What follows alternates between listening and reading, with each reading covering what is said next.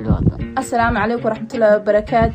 maanta waxaan ku qabanaynaa munaasabad lagu taageerayo mudane maxamed cabdullaahi farmaajo anagoo gobolka Sanaag gaar ahaan degmada Buraan 14 May 2022 halka wax tixyaro gabayga Buraan ka soo jeedinaysa maama Saytuun Jaac Muuse ku soo dhawaad abwaane.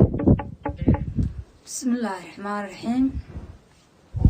Ano gobolada Sanaag jooga guda Buraan ducaan ku soo gudbinaya iga gudo Galair basida rabbigeena kugu galado Galair basida rabbigeena kugu galado Farmaajo guushaadiga garbaha ku sida Farmaajo guushaadiga garbaha ku sida inaad se guuleysataan guule kaaga iday inaad se guuleysataan guule kaaga iday inaad se si gudubto